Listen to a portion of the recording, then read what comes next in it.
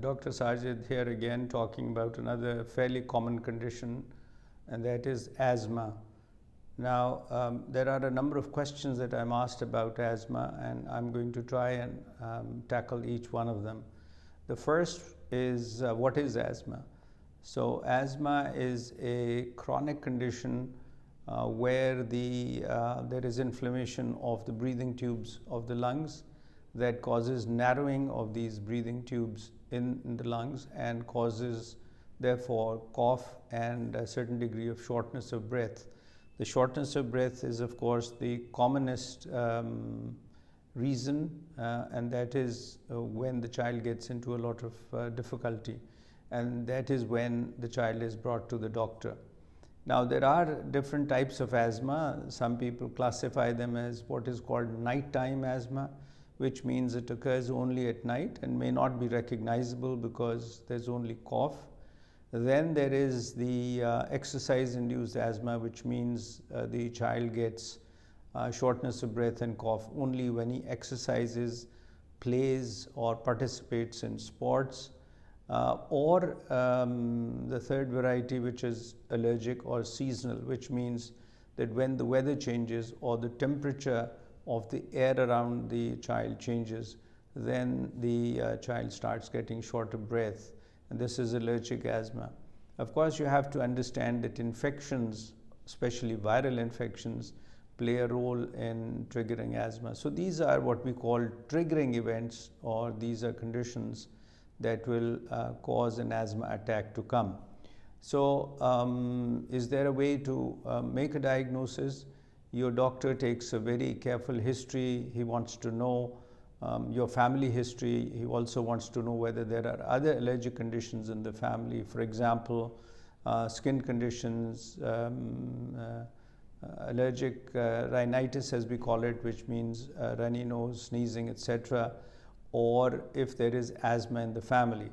Now, if the mother or one parent has asthma, then there is perhaps 25 to 30% chance that the child may get asthma.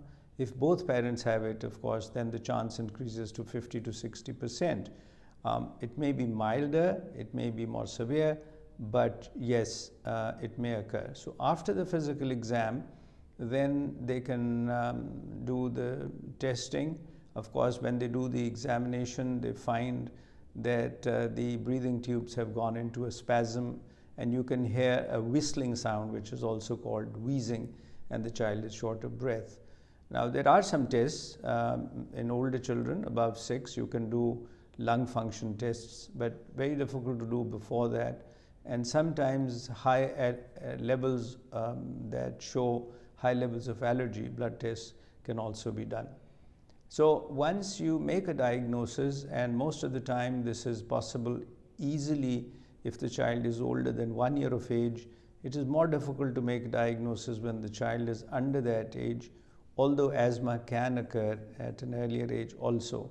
Then one plans the treatment, and there are two forms of treatment. One is that of an acute attack, which is called an attack of an acute attack, which is called rescue attack, and rescue the attack or from the attack. That usually involves medicines that will cause the breathing tubes to, instead of being narrowed, for them to open up, and these can be given either by mouth, or they can be given by inhalation, or if a child cannot take inhalation, by nebulization. And this can be given in various combinations determined by the severity of the condition and the age of the child. The others are called controllers. These are medicines that are given over a period of time in children who have these symptoms of cough and shortness of breath, even in between the attacks. And this, of course, are the same kind of medicines, and there are some steroids also in addition to the bronchodilator or the medicines that open up the breathing tubes. So with treatment that I have just explained, you also need to understand the various triggers, the various factors that cause asthma. The child will be told to avoid maybe a certain few foods that the doctor determines may be harmful. Sometimes it's eggs and nuts and chocolate, and sometimes it's ketchup. It may be that the child may require some medicine before he exercises. It may be that the child may require very little medicine. Exercise, of course, needs to continue. You do not avoid going to school or to exercise, but it's just that you learn to control it. And lastly, what parents want to know is my baby or my child going to get rid of this? Well, you can control it, and in the teenage years, maybe 10, 11, 12, you can control it fairly well. Some children will get it back when they get older. Many will learn to live with it and be able to control it and avoid the conditions that trigger this condition. So it